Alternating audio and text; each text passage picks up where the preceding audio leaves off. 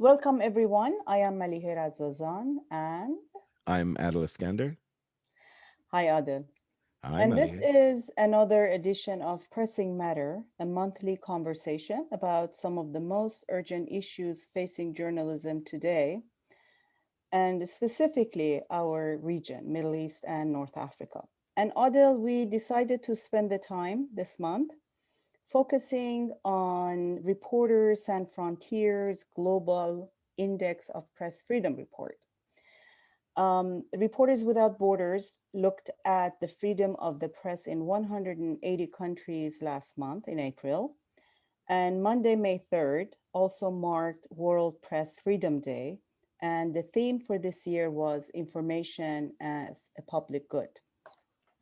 Something that I noticed and we discussed, and we wanted to share this with our viewers and listeners, is that I was following the news and the coverage of the index and the World Press Freedom Day, especially at a time when, because of the pandemic, information as public good has become even more crucial for all of us. And I noticed that the days the report came and went, it was published, of course, and it got some attention. And then the World Press Day came and went with some tweets and some Facebook posts and a few articles, but there was very little scrutiny about the report themselves and where we are and the impact of COVID on further deterioration of the freedom of the press in the world, and especially in the Middle East and North Africa. And as we look at this map that they put out, next to China, several countries in the Middle East and North Africa are black. And they actually, in the index, the region ranked the lowest in the world. What are your thoughts about that? What are your thoughts?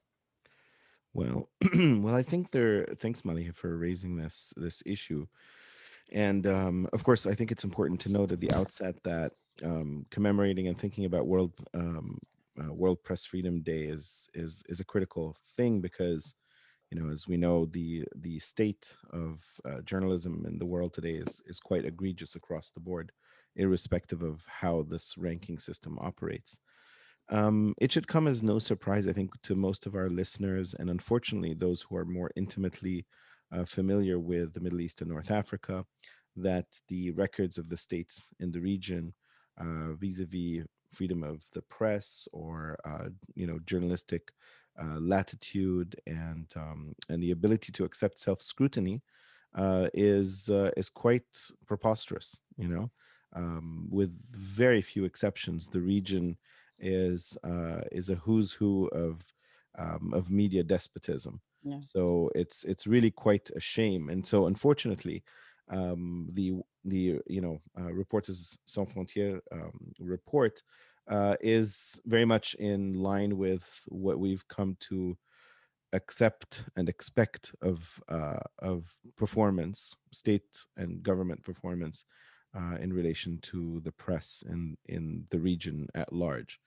Having said that, it's also important to note that this past year has had a much more damaging effect on Yeah. the life of journalists and reporters and institutions that try to push the boundaries in the region, whether it's in the interest of affirming the public health authorities, all of which are, of course, in the hands of usually a single party power or an emirate or some fiefdom, which is the system of governance in at least a third of the countries in the region. So, in all for all intents and purposes, it was an opportune moment under COVID for the media to be even more firmly consolidated by the institutions of the state. So Yeah. that's kind of where we are. It's unfortunate, but that's kind of where we are. So there's been a further rolling back of the very scarce freedoms that journalists may have enjoyed in the region. And actually, as many have said, COVID became an opportunity to further delineate the social economic inequalities in countries around the world. You know, with of course each country suffers from its own specific history, but it also applied to journalism as Hmm. well. Yeah. It really uh, sort of opened wide, and it bared um, all the problems that a lot of these countries have been facing. For example, as I said, one thing that was extremely important during COVID, that people wanted to trust the media, had to trust the media, and we saw the consequences of it in the United States, you know, where even wearing mask became a major issue in this country, and it still is to some extent, or vaccination, for example, you know. So I think that that also became an important factor, um, that and it becomes an important factor because it tells us how we should really look at these numbers, Hmm. and what behind these numbers, and how these numbers were produced, and what do they say, the stories that they say, and who's being held accountable, who's not being held accountable, and why so many countries, because these reports come every year and we see very little change. I want to read from RSF's report. It said, there has been no significant change in the Middle East and North Africa MENA region, which maintained the last place in the regional ranking. In Algeria, 146, Morocco, down three at 136. Judicial system is being used to help silence journalists, while the Middle East's most authoritarian countries, again, I don't understand this ranking of most and least, but Saudi Arabia 170th, Egypt 166, Syria 173. Again, these numbers, I think, beg some explanation and more investigation. And Iran, of course, 174. And it says in this region is still the toughest and most dangerous for journalists. The pandemic has exacerbated the problems that have long plagued the press, which was already in its death throes. Yeah, well, I mean, you're absolutely right in pointing out how immensely problematic some of this language is. Um, I think one of the problems with most of the metrics used, I mean, most of us who pay attention to these kind of numerical calculations that produce rankings and categorization, we realize that the taxonomy is problematic because it's filtered through the lens of a largely sort of neoliberal, corporate driven, you know, and public version of the media systems that are the modus operandi in the global north. And so when transposed onto regions outside of that, before you know it, everybody falls short. Whether it's, I mean, if you look at the global south as a whole, let's just leave the Middle East for a second and just look at the equator south. Virtually all the countries in the southern hemisphere, short of a handful, actually rank quite low. Mhm. And so it's almost categorical that these countries fall into those frameworks. But the problematics are manifold. One of them is the fact that the metrics are driven by actual reporting of violations against journalists in those countries. So, and most of those reports come from Western news organizations reporting on the violations of other countries. So, to what extent, for instance, are violations committed against journalists and reporters in the United States or in Australia or in France or Spain or Italy being reported on in the in the global south media, and to what extent are those reports considered verifiable and worthwhile? So the news media is used to explain the violations against news media elsewhere, and that I think is somewhat problematic. And a great example of that discrepancy is exactly in the Middle East, where you could see that there's a little tiny island of yellow right in the center of the Middle East. And yellow in this map represents satisfactory situation. Yes. So, and that little tiny island of yellow is the state of Israel. So the Mm, state of Israel, according to these metrics, constitutes a free, open, progressive, liberal press where there's a satisfactory situation. Well, upon closer examination, we realize that the Israeli press and media, based on its legal jurisdiction and sense of social responsibility, is effectively militarized against at least 20% of the population of Israel, the Israeli, what were called Israeli Arabs or the Palestinians of Israel, who are citizens of Israel, not to mention those who are living under occupation in the West Bank and Gaza. Their situation and their circumstances and how they're covered in the Israeli press, not to mention their systematic victimization, is in no way documented as a critique of the Israeli media system. So those are the exemplars. And then of course you've got Kuwait, you know. yeah, Kuwait looks like I mean it's yellow. So that means that Kuwait ranks in the same level as some of the I don't know, like South Korea. The media in Kuwait is akin to the media in South Korea or in Taiwan or in Australia or in South Africa.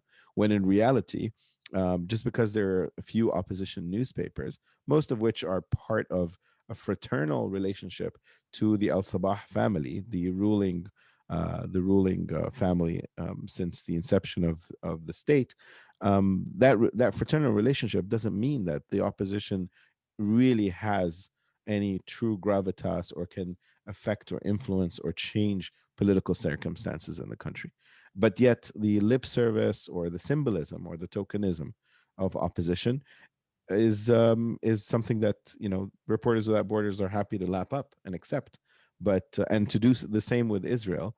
Whereas you look at other countries and they don't rank so well, even if they have fledgling media systems. So again, this is not to forego or forgive exactly. the criminality of the systematic dehumanization of journalists and independent and free presses in the region, but rather to recognize that there is an uneven yardstick, that the metrics themselves are also created to reinforce the status quo or to reinforce the perception of the status quo, and to also not necessarily recognize any successes or any pushback or any resistance for that matter. So Uh, just since you brought up Israel Palestine, again, I think the language becomes also a very important way of understanding um, certain political events or what, in this case, occupation. And the way that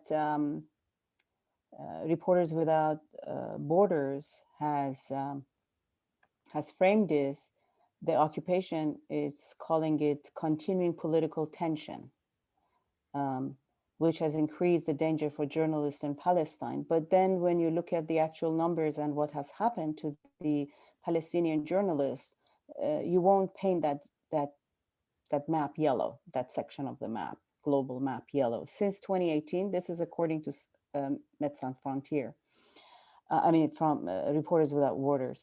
Since May 2018, two Palestinian journalists have been killed by Israeli snipers. Dozens have been wounded while covering the March of Return protests in Gaza Strip, which are continuing in the West Bank.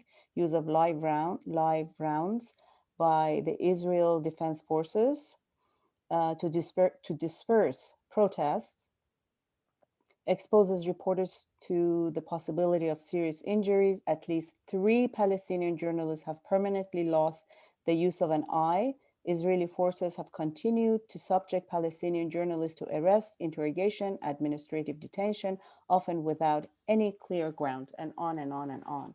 So I think, again, it becomes important how we look at deterioration, how we look at the freedom of the press, and which regions and which areas in the country we are focusing on. Because, for example, we should also mention that these numbers, I would assume, are based on official figures, what they know.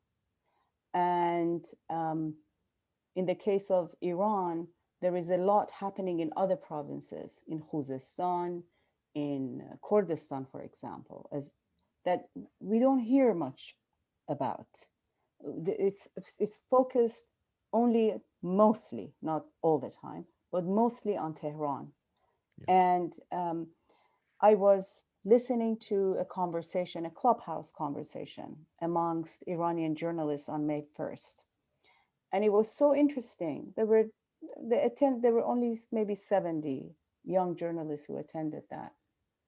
And majority of them are working journalists in Iran, and they were focusing on two reformist papers. And it was so interesting how they linked their struggle to the workers' struggle in Iran. How they have the, they don't get they have no benefits, they have no contracts. Their contracts are 3 month contracts, and some of them haven't been paid for months and months. And and because of that, some of them cannot continue with uh, doing journalism. And of course, I have the number here. There are at least, I don't know, 20, 30 journalists who are in jail in Iran. And some of them have been getting long sentences. So, and I think it also becomes, to me, it's also important not just to look at the numbers, because each of these numbers represents a case, a human being, and a history. Mm? And that's why I said in the beginning that these occasions deserve more scrutiny and more analysis and more observation and investigation, because, as you said, these occasions become an opportunity for us to be able to talk about these issues, right? Mhm. And to understand it more at a time that everybody is so focused on geopolitics, that nobody goes down into granular level to understand what's happening. And I hope that by having this conversation, we are expanding the horizons of what journalism is, what media should be, and our role in it. Absolutely, absolutely. And I think you're pointing out of the sort of the granular aspects of many of these experiences is that they're, these are, as you said, these are human beings dealing with kind of social, political, economic, in some cases ideological predicaments, and it's extremely difficult to kind of imagine circumstances where things are better. And yet, despite that, a lot of the efforts and energies expended in the name of supporting them are functionally in vain. So, in the same way that there's that kind of repeated chorus from Reporters Without Borders or the Freedom Houses and all these various institutions, or Center for Protection of Journalists, International um, uh, Committee. Committee for Journalists, and various others, Article 19, all of these various initiatives and efforts have been pointing to the same thing over and over again. And yet, there's been extremely, extremely modest progress by their metrics over the years in many of those countries. And so it begs the question of, are those strategies, are those mechanisms, are those efforts, are those funds um, like being spent in vain? Are these just further reinforcing the impunity that many of those states and governments have? Because in for the most part, they affirm the commitment of Western governments to undermining the political will and the agency and and the sovereignty of those states. I mean, at least that's the argument that we often hear from the Islamic Republic, from the government in Egypt, from the government of the AK party in Turkey, that basically these are Western, infiltrators and traitors, and these organizations are not to be taken seriously. The amnesties and the human rights watches, and the list goes on and on and on. And all these organizations are beholden to their benefactors, who are Western states or Western political interest, and so they're dismissed outright. And it's almost as if all of these efforts and energies and the people that they attract and the blogs and the posts and the articles and the social media sharing, like this kind of whirlwind of material and information year in and year out, millions, if not tens or hundreds of millions spent on and making incremental progress in each of those circumstances sometimes amounts to naught. And that begs the question of like, does are these are these efforts, do they remain meaningful? And I'm not saying this facetiously, but it's just a point of curiosity. I think they do. I think it's important to bring attention to these issues. Okay, we live in a world that's interconnected, and how much of these efforts, of course, the fundings are different. These some of these organizations have different agendas. I mean, we're not going to. I mean, there are hundreds and hundreds of them, so we're not going to spend time on scrutinizing these organizations, except for Freedom House that we should definitely talk about. But at the same time, I think something that drives change is not necessarily bringing attention to the plight of journalists. Of course, it adds to our knowledge. It's part of us understanding what's happening in other parts of the world and trying to change things. But at the same time, government's interest, including the United States and how it deals with Egypt and Iran and Saudi Arabia, that at the same time will become the driver as opposed a certain report, an annual report of ranking governments based on the freedom of the press, because the same thing is happening um, about human rights violations, right? But at the same time, when it garners enough attention, it can force governments to react a bit, not much. So it can scale things up or down, or it can keep them as is, a status quo. But one of the organizations that a lot of news outlets refer to and quote, because they also come up with their own sort of freedom of the press index, is Freedom House, which is a US government funded NGO and is chaired by Mr. Michael Chertoff, the head of Homeland Security in the Bush administration, a hawkish supporter of the war in Iraq, and the co author of the Patriot Act, a set of laws that provided the US government with broad surveillance power in the wake of 9/11. And he has been proud of what he built back in 2001. And the other person that is the vice chair is Goli Ameri, a Republican, a hawkish Republican who supported and pushed for the war in Iraq. And these are the people that we rely on to tell us um, which countries is exercising the freedom of the press to the fullest. Yeah. I mean, I think you're absolutely right. I mean, not only are we entrusting, and in fact, Freedom House's metrics are ones that get a fair amount of traction in the United Mhm. States and get picked up by most of the major publications, including public broadcasting. But I mean, just by looking at the map in front of us, I mean, it should seem rather absurd for any viewer to think that the world can be divided into three categories of free, partly free, and not free.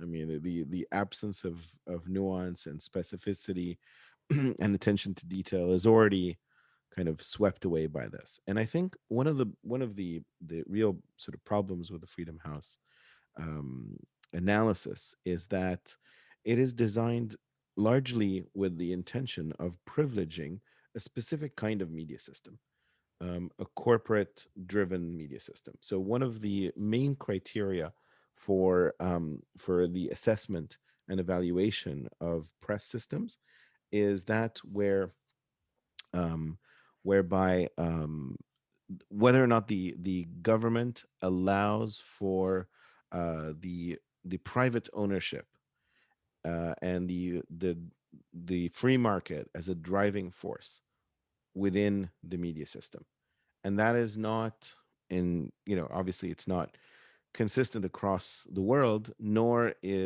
are, examples of the corporatization of media necessarily the most exemplar, with the US being a perfect scenario where Yeah. corporatization of media that goes rogue produces some of the most toxic and problematic, content and discourse. So, and not to mention the reducing uh, humans to commodities and consumer products. So, in a sense, the corporatized model isn't necessarily the most ideal, and nevertheless, it remains one of the critical criteria for the assessment of how free a country's media system is. And so, most of the countries that you see in purple or as listed as not free are either governed by a centralized government that controls the media through a Ministry of Information or something of the sort, or they don't have a fairly integrated and expansive corporate media system with huge involvement of multinational companies. So one or the other, and that's part of what makes this all the more problematic. And you'll also see that most allies of the United States typically rank uh, in the decent kind of listing. In this case, when you look at the Middle East, again, consistent with some of the previous assessments, you've got Israel in block green as totally free, not even partly free, but a totally free country. And of course, we have Jordan, which barely has a media system to be spoken of, Exactly. listed as partly free, and Morocco, which is essentially waging a war, ruled by a monarch, a hereditary monarchy, and also waging a war against um, uh, sort of a liberation movement in the Western Sahara. But still, that crackdown Yeah. doesn't factor into the assessment of whether or not Morocco has a free system. So, Morocco ranks well, as does Pakistan, and the list goes on. We can Yeah. see the Yeah. discrepancies and how incredibly politicized those discrepancies are. Talking about Jordan, this sort of alleged coup, Yeah, the palace coup. There was an article in the Open Democracy, and it was interesting. It was about freedom of the press or lack of it in Jordan. It said on Tuesday, April 6th, when the Jordanian public prosecutor banned reporting on the alleged coup, both in the media and on social media. Gag orders are nothing new in Jordan. Similar orders were announced on the eve of government's order to close the teacher syndicate in July last year, as well as on the inquiry into the Salt Hospital crisis last month. At least 7 COVID-19 patients died after the hospital oxygen supply failed, which I'm sure you know about. And it goes on to talk about how the media is really controlled by the government, and citizens do not even know what's going on. And when this um, alleged palace coup happened or was unfolding, it was the Washington Post and BBC that got the news first before local journalists and media outlets in Jordan to find out. So these rankings are really questionable in some ways as well, because they don't look absolutely. at Yeah, particularities of these countries. Against in Tunisia, and a lot of these countries are passing legislation that if Tunisia is passing one, Iran, I think, is there is a legislation banning US and British reporters from covering Iran.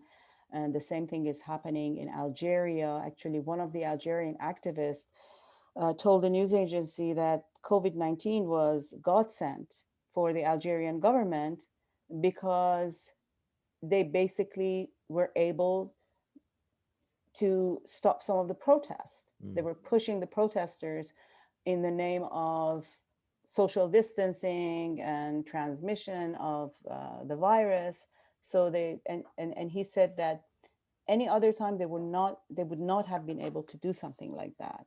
yes, And they also introduced, I think, a bill um, criminalizing the quote unquote fake news about COVID. Mhm. And so some countries are passing legislation, and in some other countries like Iran, they don't. But the news is so controlled and comes only from one direction, from the government or certain government officials. So they basically feed you um, false narratives and lies, and you keep reporting that. And you add this sentence at the day that these are official numbers, and the actual numbers could be much, much, much higher. Yes.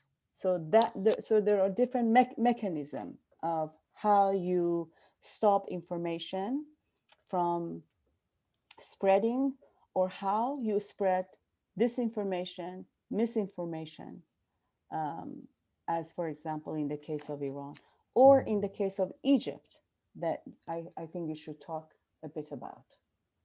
No, absolutely. I do want to, I'm just looking at the map now, and I'm sorry this is a little bit tangential, but I noticed how India is marked as free, and of course we know that at least between 2019 and 2020, you've got the BJP and Modi essentially launching a full frontal, um, essentially like almost like a holy war against most of the media that are critical of their conduct, and also any sort of Muslim contingencies in the press, Sikh contingencies in the press.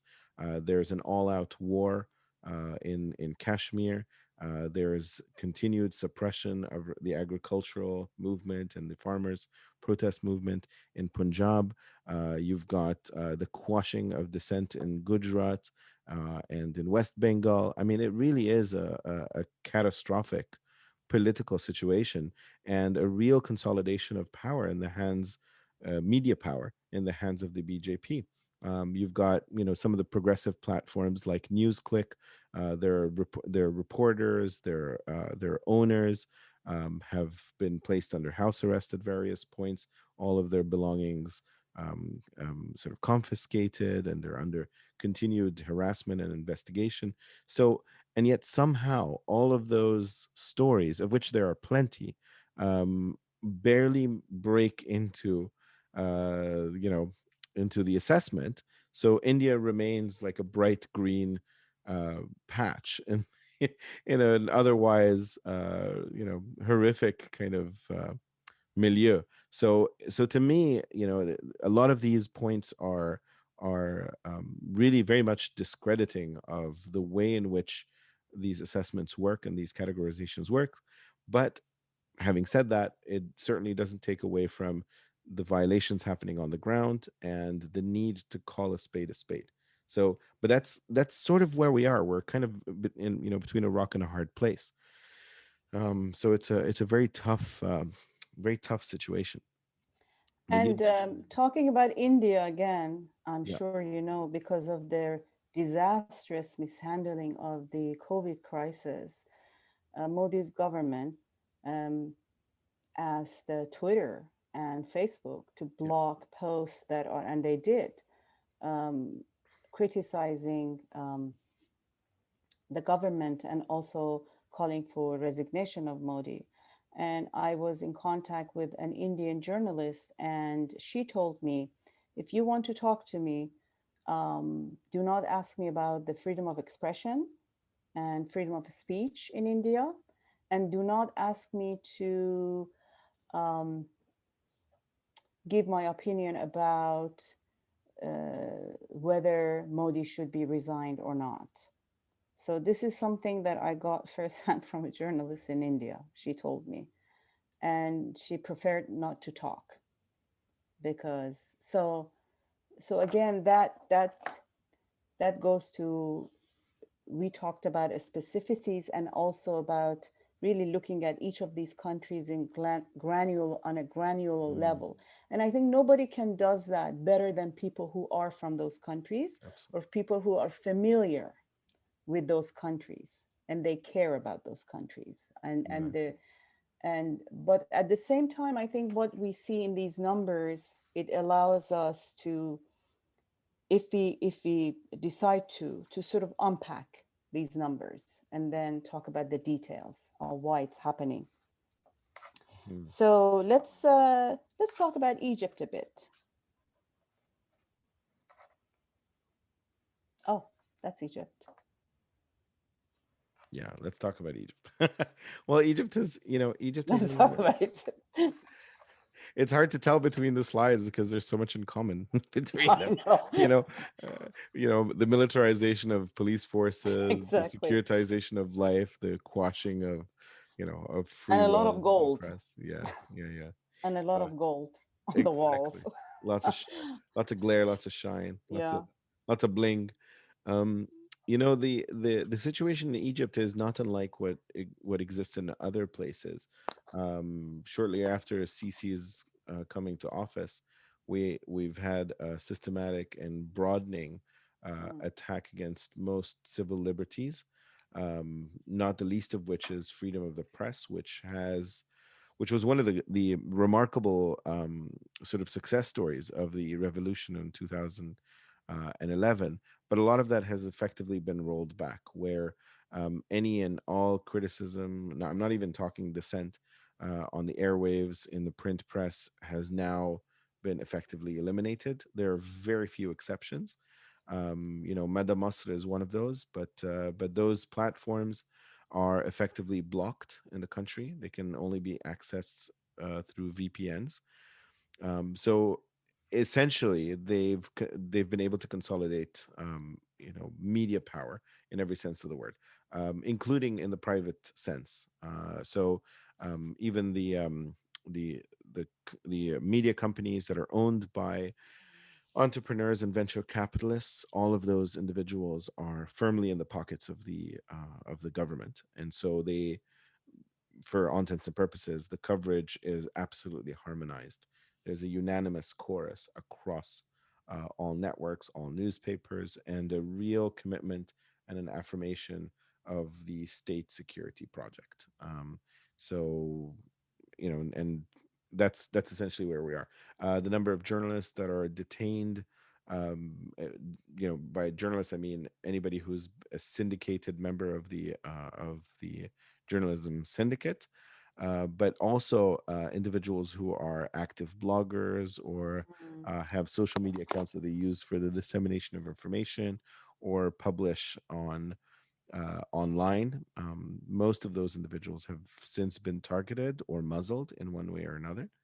So that's the situation in Egypt, and so for all intents and purposes, any and all criticism that comes from these various organizations that are calling on Egypt to either release detained journalists or change its approach to the press is met with complete disregard, if not disdain. There's a complete dismissal. The Egyptian government hasn't felt the need to answer any of those calls, nor to respond to criticism.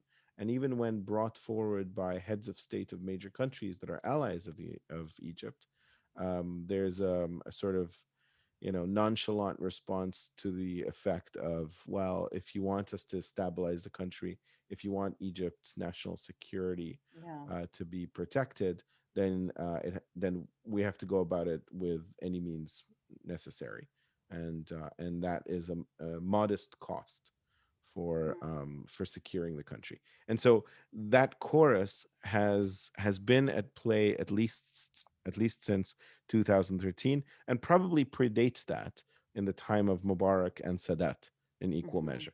Those are all allies of the United States who have continuously and systematically muzzled the press in Egypt with very little to no consequences.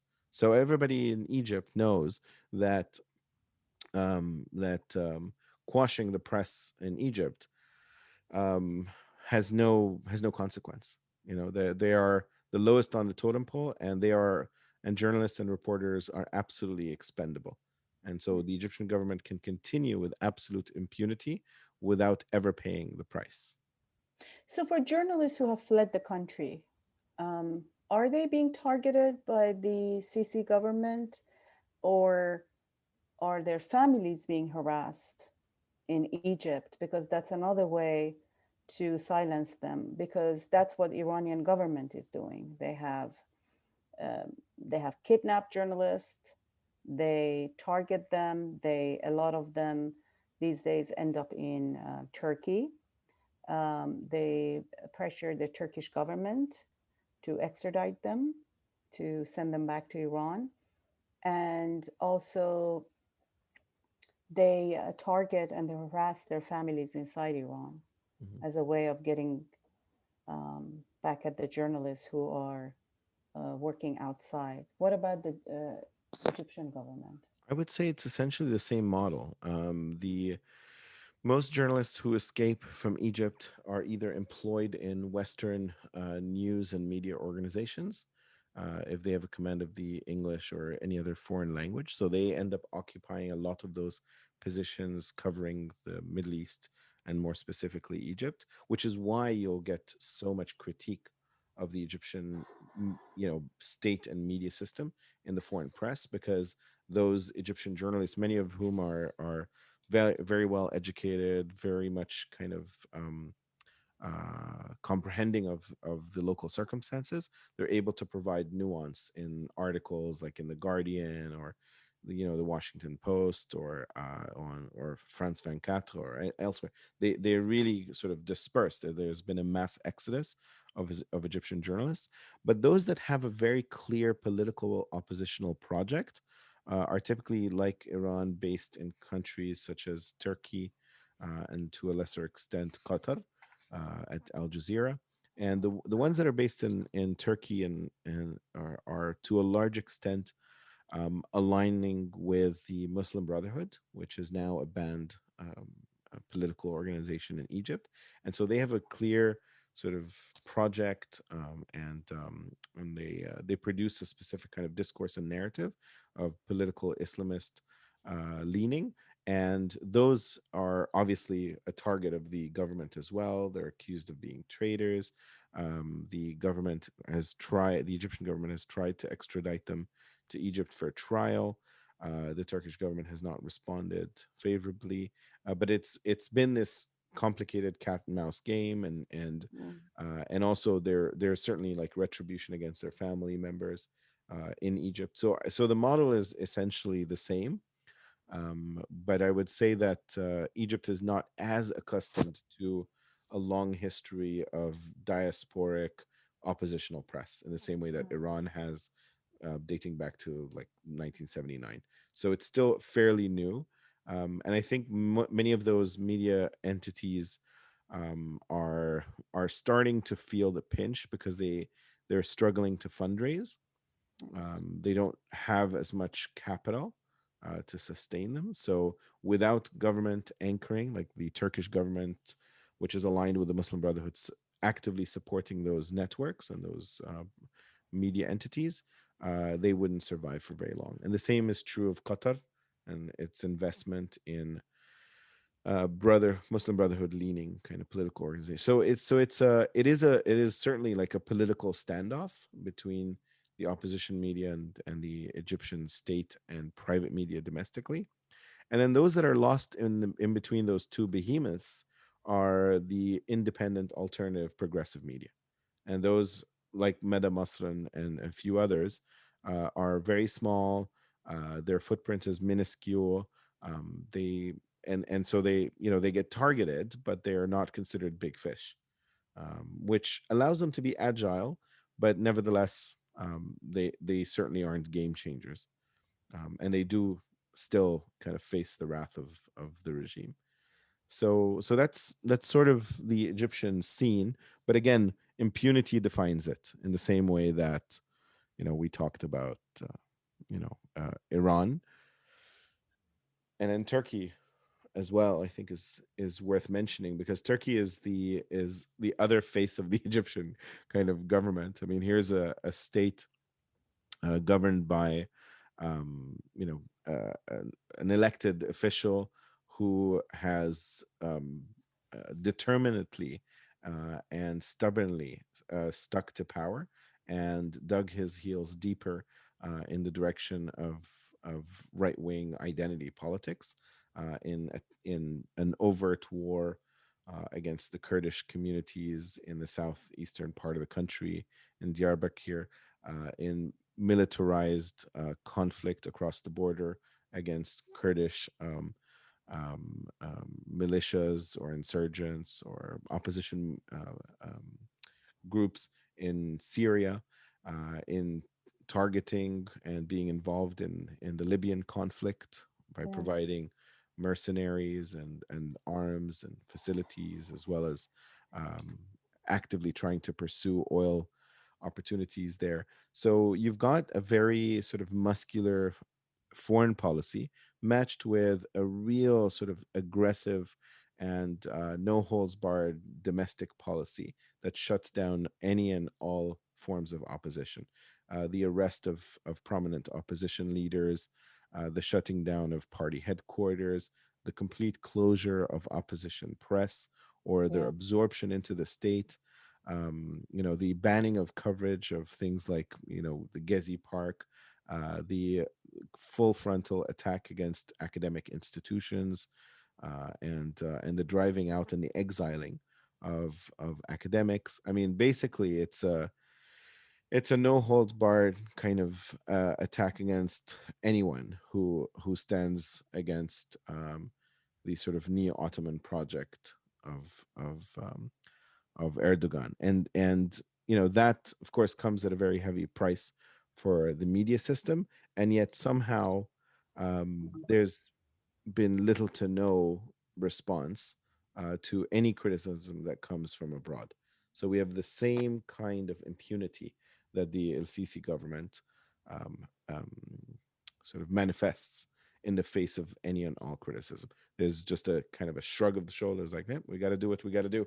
You Hmm. know, that's our You know, turf, in our yeah, jurisdiction. We get to, and nobody's going to hold us to a court. So nobody's policing, and these are our jurisdictions. So that's yeah, and in spite of all this hardship, um, I think we should really give kudos to many, many journalists, freelancers, independent journalists, or even some of the journalists that are working for some of these outfits, that they're still risking their lives to do what they love to do, what they're passionate about, and how they feel responsible and they want to get the information out to public. So I think absolutely, yeah. that's why I think it's also, when we look at these figures, it is quite depressing to see Mm, the state of the media and journalists, hundreds and hundreds of them being arrested, and media organizations and newspapers being shut down and all that. But at the definitely. same time, it's also important, again, to acknowledge that there are thousands and thousands of young and old journalists who still are hanging in there, and they're Yes, they're trying to do their best under the absolutely. harshest circumstances. Absolutely. And I think it's important to note that just because they work for state media or, private media doesn't mean that they aren't trying as best they can to, speak truth to power in the most subtle ways possible, in sometimes using kind of coded messaging for their readers to understand and comprehend and interpret, um, while facing tremendous risks. So I think the extent and the degree of courage, um, represented by the work of many of these journalists operating in these environments, is incredibly humbling. And I would venture to say that, they demonstrate a level of bravery that, um, you know, their fellow journalists and comrades working for the major kind of broadcasters in the West rarely have to encounter. And Yeah, so they deserve, even though unfortunately they don't get the passing grades, when we think about how their work is measured. But as far as I'm concerned, they're the unsung heroes, who are kind of plowing away day in and day out, trying to make some progress in an otherwise rather bleak situation in many of those countries. yeah, and one of those people is Kevon Samimi. He's 72 years old. He's a political activist and director of the now suspended Name monthly publication. He was arrested after the 2009 fraudulent presidential election in Iran, spent sentenced to 6 years. He was released from Evin prison after completing the entirety of his sentence in 2015, and he was arrested again um, in 2019 for taking part in the International Labor Day protest, and he's in jail. So so again, this I I was hoping that these moments and these occasions become opportunities for us to think about and talk about people who are weathering away in jails and in prisons, and their accomplishments, and what Mhm. they have done um, for decades, including someone like Kevon Samimi. Yes. So before we end, um, what are your final thoughts here? What's the takeaway? What Well, is the yeah. best way for us to highlight the importance of the freedom of the press and how we should really link it to the political structure? I mean, not just as an atomized entity, Yes. but as a phenomena that's linked to other structural dysfunctionalities Mhm. within nation states. So, how should we proceed from here on? You think? Well, I mean, honestly, I don't have an easy remedy for this because, as you said, the structural problems are really so ingrained and so multi-sided. For many journalists, they are struggling to survive sort of a multi-sided, um, you know, um, labyrinth, if you will, of complexity. On one level, you've got Western and foreign actual kind of politicized and economic interventions meant to exploit, with imperial ambitions in some cases, meant to exploit either resources or political opportunities or economic fortunes in each of those countries. So they have to be able to resist those while simultaneously resisting the ultra nationalist, jingoistic, Mm, hyper patriotic silencing of any criticism and dissent, um, while at the same time resisting the corporatization of the systems of knowledge production that they work in. And then at the same time also recognize that they have a public responsibility even when the public itself is not aligned with them, where mm, some of them sometimes they're the primary their critics, their harshest critics, are members of the public that believe that they are serving one agenda or another as opposed to a public agenda. So all of those are part of the problem. And then we also have the PR machineries, right? yeah. So there's the propaganda machines inside each of those countries and the shackling of those institutions so that they produce sort of a broken record kind of chorus that affirms the status quo. And then we've got, huge multinational and US based PR companies that are hired to essentially varnish the public image of those governments in the eyes of both the elected representatives in Congress or what have you, or among the public at large by essentially infiltrating the mainstream press. So when you have a mainstream private press, it means that you can buy your way Hmm.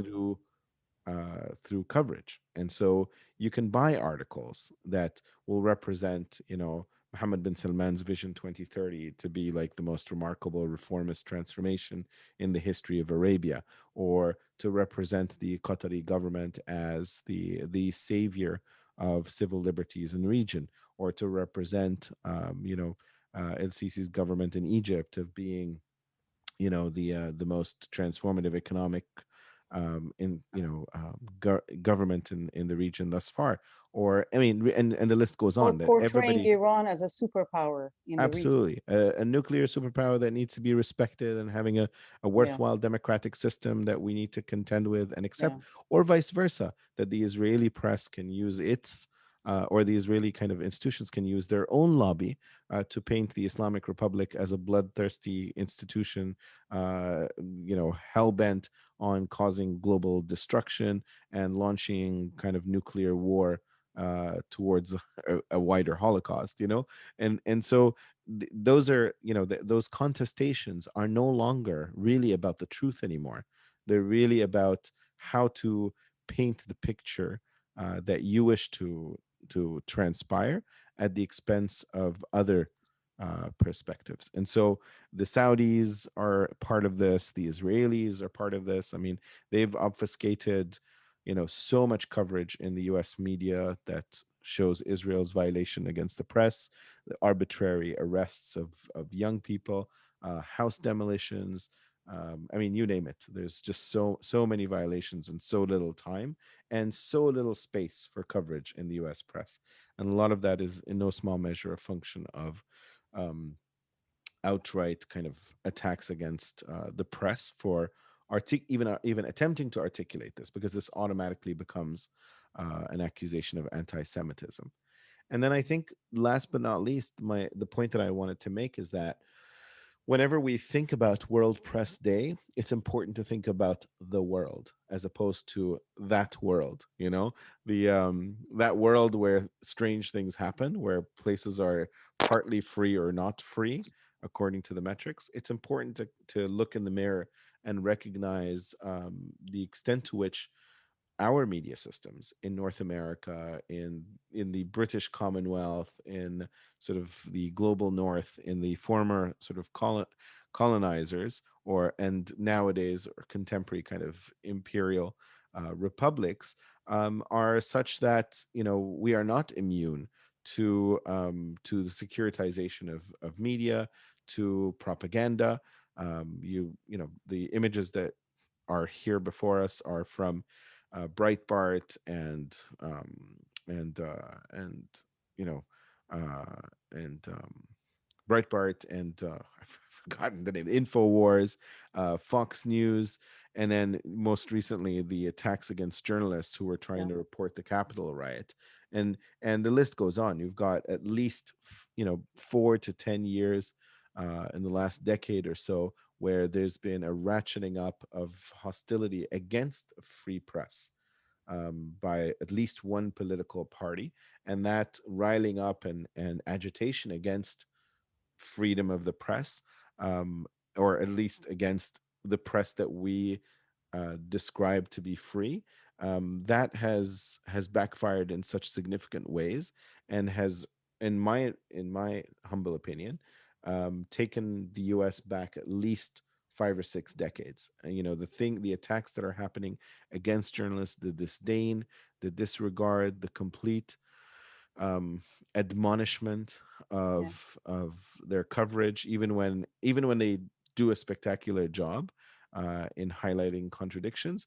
All of that does not bid well. And so, as far as I'm concerned, the United States media system is certainly not in free. trouble. Yeah, It's in it's in trouble. trouble. The only it is neither free in a monetary value sense, nor is it free from sort of the blatant attacks, the securitization, the muzzling across all levels, not the least of which is muzzling by security institutions as Yeah, well.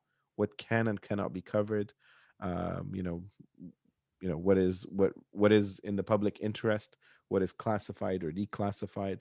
So there's a heck of a lot of both red tape and and shutting down, uh, and all of that is remarkably counterproductive. So all this to say that before we start throwing stones at other people's homes, we need to figure out what our media sort of institutions are made of, and and but we we're can very do both. fragile. I'm We sorry. can we can we can hold a mirror, and then we at the same time we can throw a stone. Absolutely. And just recognizing that everything's made of Yeah, glass. and it's the media institution's responsibility to render all of those opaque surfaces transparent. The key is for us to be able to see into all of these homes, irrespective of where they are. But the systems of loyalties, whether one works for a U.S. based media institutions that targets Iran, or in an Iranian funded news organization that targets the United States, or a Saudi funded entity that targets Iraq. You know what I mean? It's almost as if everybody is on somebody else's payroll to serve as a foot soldier in an Yeah. ideological or a political battle against someone else. And that is the definition of unfree media. So, That to me yeah. is the definition of impunity in the press. So I think it would be prudent and useful for us, maybe in the next few months, or we spent some of our episodes focusing on each country that we spoke about tonight, from Iran to Yes. Egypt to Morocco and Tunisia, and so to get a better picture, a Hmm. clearer picture of what's going on, and Absolutely. and I really and you know, Adel, the other thing is that I always think about Iran and how much in the West, because I can read Persian, you can read Arabic, how much we are missing from not really paying attention, Yes. because we only think that Iran is all about nuclear program. But even when it comes to the issue and topic of nuclear program, I think there is still not a single person and ask why Iran needs nuclear energy. Yes. I mean, there are still some fundamental questions that even when it comes to some macro geopolitical issues and topics, we haven't investigated and we don't dare to ask. So so I hope that again, our episodes are a platform, our episodes are platforms from which we can discuss these issues in a more open and transparent ways. Absolutely. And I think, what you're saying is so critical, Maliha, because I think at the end of the day, it's all about having the the freedom, the unhinged freedom to represent um, circumstances, situations in a way that doesn't serve anyone's preconceived and Interest. predetermined Exactly. interest. And Exactly. I think that's where, I mean, we have that advantage, and thankfully it's because we're not funded, right? Like we receiving no funds and being able to operate out of a podcast and doing this on a volunteer basis gives us some liberties to say what we choose to say, and to really sort of condemn uh, what we can when we can. But this is certainly a luxury, and our footprint is quite minuscule. But I think it's really important for us to be able to zoom in and look for those case studies and examine them on a very you know in a very sort of meaningful and contextual way, Yes. so that they're not either blown out of proportion or misrepresented, and while acknowledging full well that, as you said all along, that at the end of the day there are well-meaning, hardworking, determined, and extremely brave journalists who are facing remarkable adversity on all levels, just by doing their job. And that's, I mean, that's another front line that we typically forget. Exactly. So those front lines need acknowledgement and need commemoration, even even if they don't necessarily serve our political agendas at this particular time. But I think it's important for us to at least have hope on world press, freedom That of I press. don't know, Adel. Yeah. Well, Hope I we have don't nothing. know. We have nothing but hope left. But yeah, I don't have much hope, but I'm sure there will be some changes. Yes. We'll see in which direction. I mean, when you're at rock bottom, the only way to That's go is true. up, right? That's true. Anyway, and on that note, I think we should say good night and goodbye, Yes. or Thank you, goodbye and everybody. good night. Yeah. Thank you. Thank Thank you you, everybody, all. for tuning in to the pressing matter. I And hope it was a useful session yeah, for everyone. And till next month, I guess.